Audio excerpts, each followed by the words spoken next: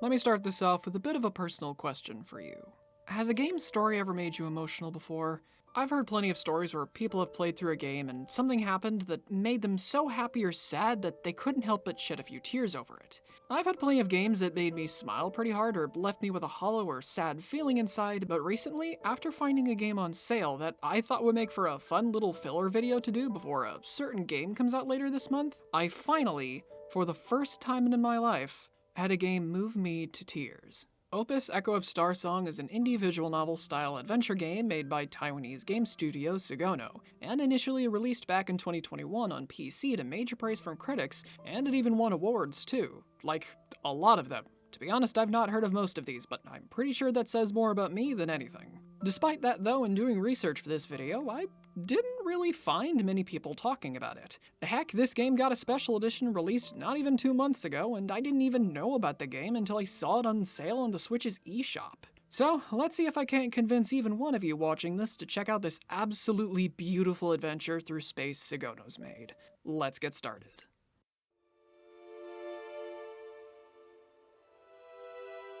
Opus Echo of Starsong starts 66 years after the events of the main story having ended, with our main character Jin visiting something known as a lumen cave on an unknown asteroid in search of a woman named Ada, who, for unknown reasons, he failed to be there for. Not even 5 minutes into it, and Opus already makes sure the player knows that the story they're in for probably isn't gonna be the happiest one.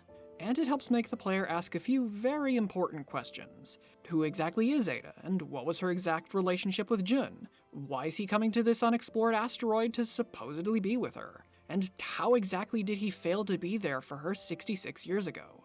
To answer these questions, the game flashes back to the start of the game from Jun's perspective, with him also serving as our narrator.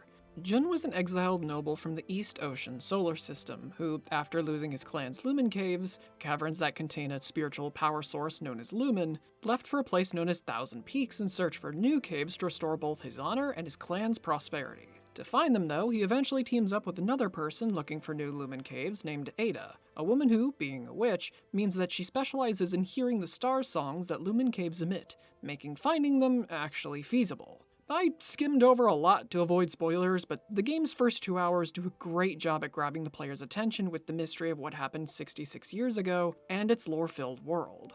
To those of you who love more story-driven games and world-building, I can safely say that Opus Echo of Starsong will probably be your cup of tea, because while the main focus of the game is on the adventures of Jun, Ada, and their pilot Remy, there's plenty to learn about the culture of Thousand Peaks. As the entire game is a flashback from Old Man Jun's perspective, every time you dock somewhere he'll always describe to you what it was like and maybe how Ada or Remy felt about the place. And for the game's memories, basically your items and collectibles, along with what it's used for or what's written on it, he'll also usually have a comment on how he or anyone else felt about it or his thoughts looking back on it. Some of my favorite comments from him are when he talks about Ada, because a number of them are pretty wholesome, like when he talks about her voice, or the third act of Melody of Starsong's play, where he comments about how he hoped he held her hand during it. None of these are my favorite comment from him, but the hand-holding one is so adorably wholesome, it does come close. Has any of this captured your interest so far? If so, great. If not, then the gameplay, depending on your tastes, probably won't be what gets you. It's not bad at all, it's very good for the kind of game it is, it's just not going to be for everyone.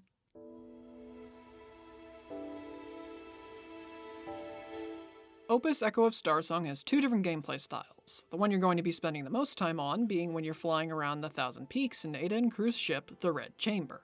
This part of the game involves you managing the ship's resources and finding items and collectibles in abandoned caves and space stations as well as various cities or outposts. The Red Chamber has 3 major things to keep an eye on: your fuel, the ship's armor, and exploration kits for getting items and collectibles. Your fuel is the one you're going to be needing to keep an eye on the most, besides your exploration kits, with armor easily being the least important because, well, if you're lucky, the ship won't take much damage anyway, but we'll get more into why that is later. Actually, scavenging items and collectibles from ruins is simple. When docked, and if you have the option exploration kits available, choosing to explore will net you anything from fuel to parts for upgrading the Red Chamber. When it comes to upgrading the ship, I can guarantee you will get most, if not outright all of them, just by playing normally. In the event you haven't found the parts yet though, Opus has you covered because the game's various shops, along with basic necessities, will also sell you anything you may not have enough of. And sometimes you'll even come across items in shops that can lead you to an optional Lumen Cave, or even things that will give certain characters bonus modifiers for some of the various events you'll come across. Yeah, do you remember when I said that if you're lucky you won't have to worry about armor? Well, when you travel in space, and sometimes even in the places you visit, a lot of times you'll run into anything from people trying to scam you, to the United Mining military, to people just asking for help. In these situations, you have two different options. Sometimes one of these options will consist of the game rolling a number if you feel like testing your luck. And if you get the right level or higher, you succeed, and those bonus items I mentioned help to make the earlier rolls easier to meet. To be completely honest with you, I pretty much always pick this option even if my chances of success were low because, well, frankly, I think I have a problem. Now, not all of them involve damage to the ship. In fact, if I'm going to be honest, I was never in a position where I even needed to worry about it. The space events I'm pretty indifferent towards, but the town events were pretty cool though, since they actually offered more interesting interactions with the crew. I think my only issue with this part of the game is the optional Lumen Caves, solely because they're kinda disappointing. As mentioned before, in some shops you can find coordinates for a Lumen Cave you can find by using the Reso scanner in a certain spot on the map. The problem is that you don't actually play through them, like you would in the main story caves, and you instead just use explorer kits. You do get nice rewards from them, like Lumen Seeds you can sell and other memories for extra lore and completion if you care about that, but I think it's kinda lame I can't actually take a look inside these because honestly, this game's presentation is absolutely gorgeous. The game's character portraits are all great, but I love the full art the game uses for cutscenes sometimes, and the 3D environments aren't too bad either, with the outside of the Lumen Ziggurat being my favorite scenic shot in the game.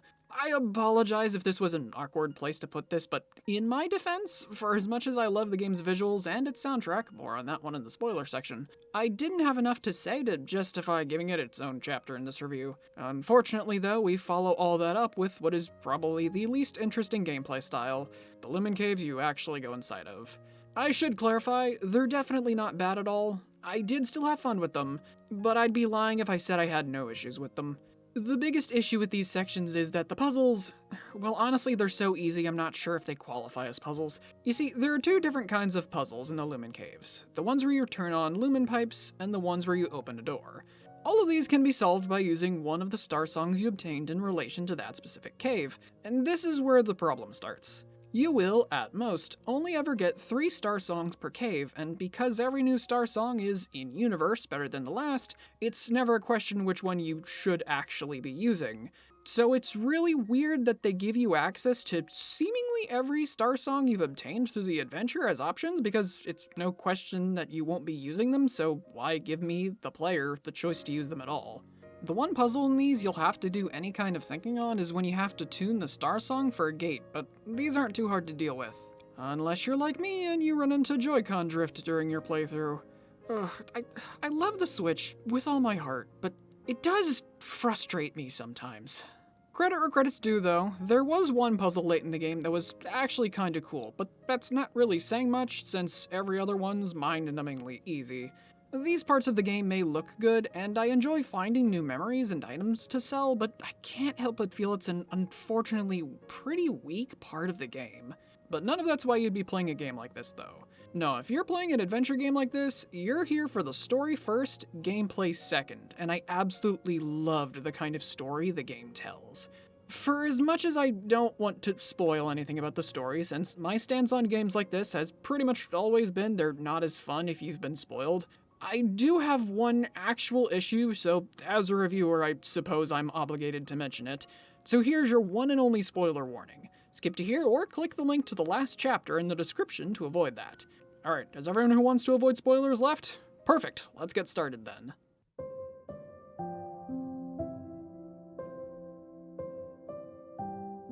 Sometimes it's pretty easy to lose sight of who you are.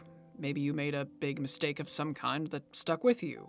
Maybe you start to not like the person you are compared to other people in your life, and it makes you feel inadequate or self-conscious. Or maybe you feel inferior to others for reasons that have always been outside of anyone's control. Opus Echo of Starsong shows how these sorts of feelings can easily turn into self-hatred when left alone long enough. but it also shows how important it is to talk to people about these things, and that it can always get better, and no matter how long and hard the road is, no matter how much it can hurt, you'll come out a stronger person when you make it to the end. Jun and Ada are both people who, for different reasons, struggle with these kinds of feelings. For Jun, it started when he lost his family's caves when he talked back to the Emperor, and when his guardian and functionally his adoptive father Kei dies because of another big mistake he made, it gives him this feeling of uselessness, a feeling Ada can relate to. For Ada, she unfortunately has a throat condition that will eventually render her mute and requires her to use a vocalizer to help her talk and sing.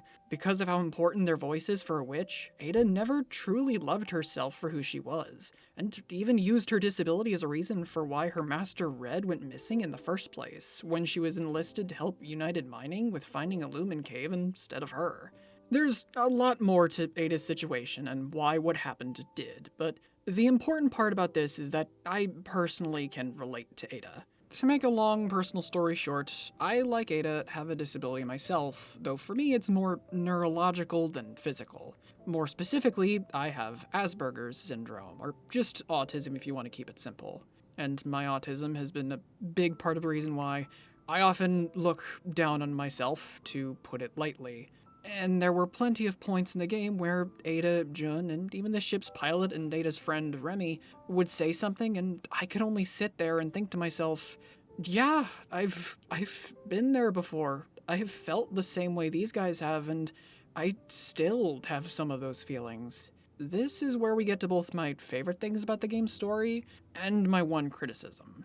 For the good parts, I love the game's ending for as much as it made me cry my eyes out for how bittersweet it is.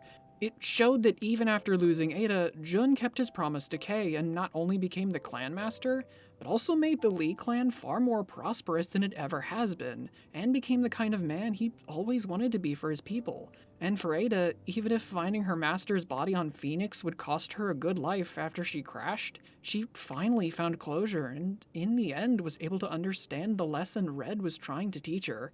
You know, I fully listened to this game's ending theme, Echo of Starsong, after hearing it in the trailer for the Full Bloom edition, and loved it. For the serenity, I guess you could call it, that the song radiates and how gorgeous the singer's voice and accompanying instruments are. After seeing the ending, though, I can't listen to this song without remembering Old Man Jun realizing Ada's singing to him through time and space, and then he sees the flowers she planted for him so he could see them with her in the most cosmic way possible, and then I just get sad. That being said though, the biggest issue the game's story has is its length. My initial playthrough took me around 9 hours, but if I'm gonna be honest, I feel like it needed at least another 2 or 3 so we could have spent more time on Jun and Ada's relationship. I look at these two and I can see the chemistry. I can see their love blossoming, and like I said before, Old Man Jun's comments about Ada in some of the memories are some of my favorites, with his comment on their hug at the Black Hole Observatory being my favorite in the game for how incredibly sweet and wholesome it was. But I don't think we get enough time with them together having these moments for me to totally believe Jun would have spent effectively the rest of his life grieving over the loss of Ada. Like I said, I think another 2 or 3 hours at least would have really helped flesh out the relationship more for me, but beyond that, I have no other criticisms about the game's story. It tackles its themes perfectly and makes a beautiful story that, while in the beginning I thought would end in total tragedy, surprised me with how much happiness and joy there was in it by the end.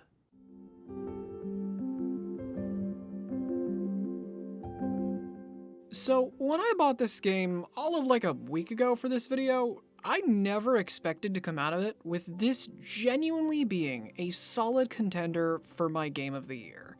I can't stress this enough. If you enjoy visual novel style adventure games, Opus Echo of Starsong is 100% worth your time. It tells a wonderfully written story that will no doubt pull at your heartstrings, and while I wish the puzzles in the Lumen Caves weren't so, non-existent with their difficulty, the simple gameplay loops of the space sections make for the most fun I've had in a game like this since the Ace Attorney series. I'm gonna have to keep an eye out for future releases from Sigono, cause this entire game was a great experience. I can't recommend it enough.